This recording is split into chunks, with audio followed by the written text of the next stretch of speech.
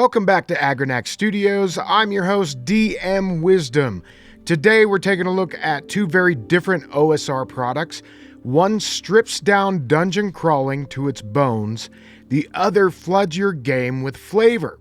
What do these two supplements have in common?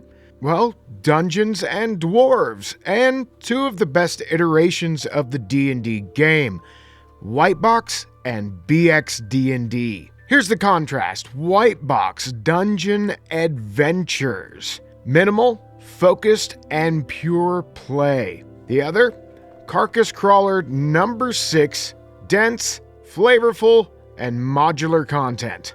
We're going to start with Whitebox Dungeon Adventures. The core identity is ultra-stripped OSR rule set, built specifically with a dungeon crawling focus. Assumed you already understand RPGs, no hand-holding here. It's really a stripped-down version, or even might I say a starter booklet for the Whitebox Encyclopedia. Though not official, I think it fits that very nicely. It's written by James M. Spahn. Now, if you've played RPGs for any length of time, you've read his words, though you may not have known it. He's been a contributing writer or has written entire games for, and mind you, this is a fraction of the list, Old School Essentials, the One Ring RPG, the Hero's Journey, the Whitebox Encyclopedia, the forthcoming Deathbringer RPG from Dungeon Craft and PDM. The giant, huggable hobbit is everywhere. He has even contributed to my forthcoming Samhain campaign zine, Mugwort. By the way, you should sign up for the Samhain newsletter so you don't miss what's happening with my folk, horror, fantasy, Halloween setting. Go to samhainvale.com to sign up. There's a link in the dungeon. The cover is by Rick Hershey, interior art by Luigi Castellani, and the cartography by Geraldo Marinho. So what does this do best? Rulings over rules is taken seriously in this book. There's even a great D6 helper called the D6 principle, where if you're stuck on a decision, roll a D6. 1 to 2, they succeed. 3 to 6, they fail. Class or heritage can count as a +1, so a 1 and 3 success. 4 to 6 fail. To keep you from analysis paralysis and to make forward momentum in your game. I love this. The D6 is such an underappreciated die. There's fast onboarding here. Roll 3d6 down the line, and with the attributes you know and love, pick a heritage, dwarf, elf, halfling, human, and then pick your class. Cleric, fighter, magic user. So the gameplay is really tight. You describe, you act, you adjudicate. So it's a d20 plus modifier attack. Very simple. No proficiencies, no feats. Just get out and start dungeon crawling.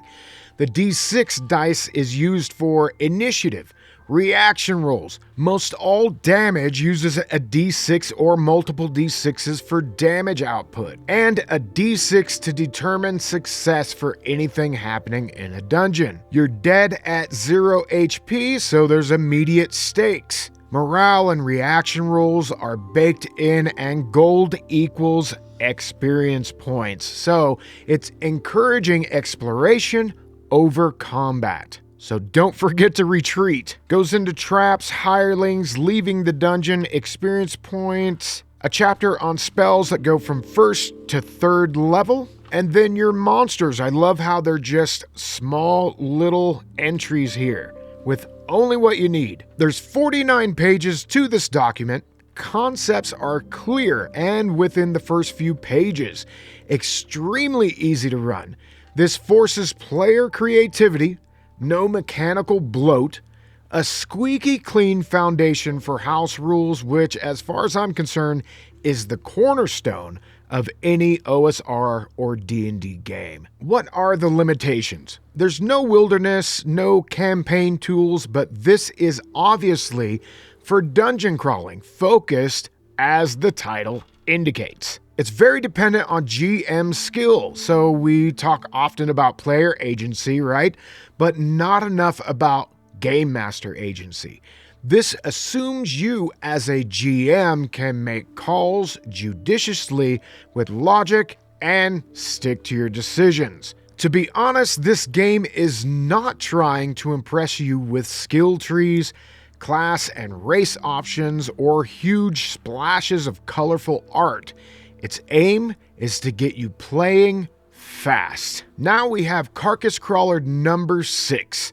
The core identity here is content-rich zine for old school essentials, or any OSR for that matter, including the one that we just looked at. The focus is on dwarves, taverns, elemental weirdness, plug and play modules. The writing is by Chance Dudenak, Brad Kerr, Gavin Norman. Cover art by Jacob Fleming. Interior art by Chris Huff, Keenan James, and Peter Pagano. Cartography, Glenn Seal. There's 2 dwarf-specific classes, the Brewmaster, alcohol as mechanics, buffs, healing, utility, and the Runesmith, which is a rune-based magic system, which for me is a real highlight here. This is how you make dwarves feel like a culture, not just a stat block. Here's all the different runes of power, and this is a great alternative to a typical magic system.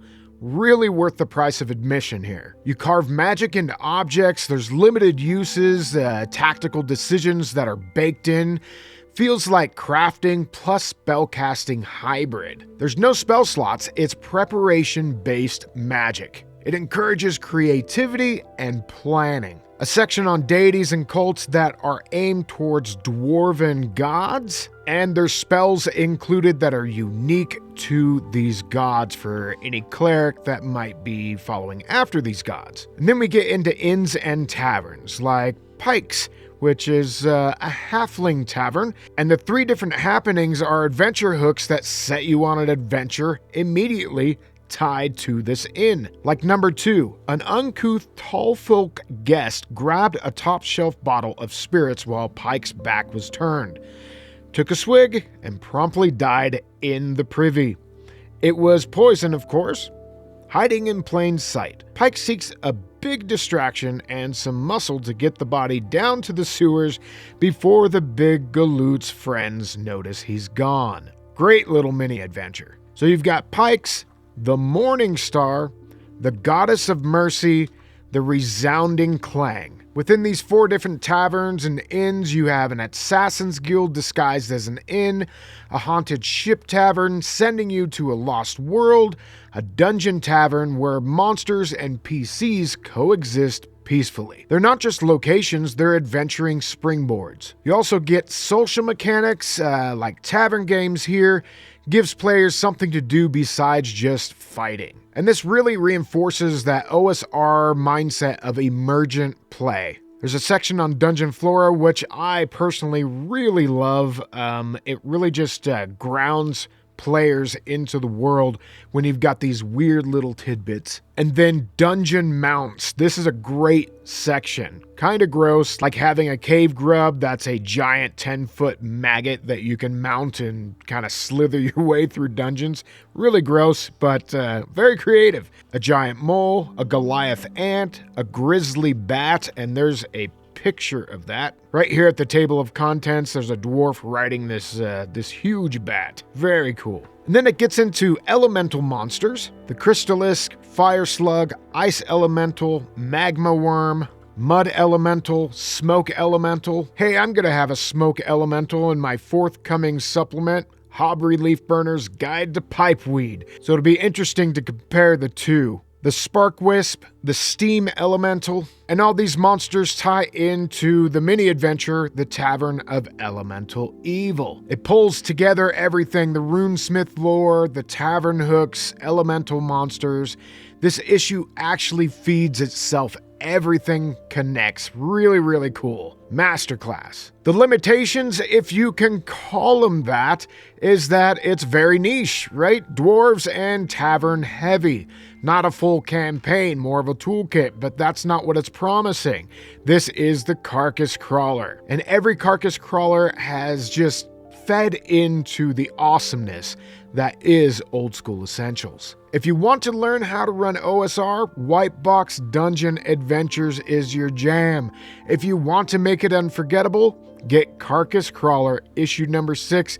There's links down in the dungeon. I'd like to thank my patrons for making this video possible. Without you, I don't exist. Thank you from the bottom of my heart. All right, everyone. Thanks for stopping by Agranak Studios today, and we'll see you on the next one. Later.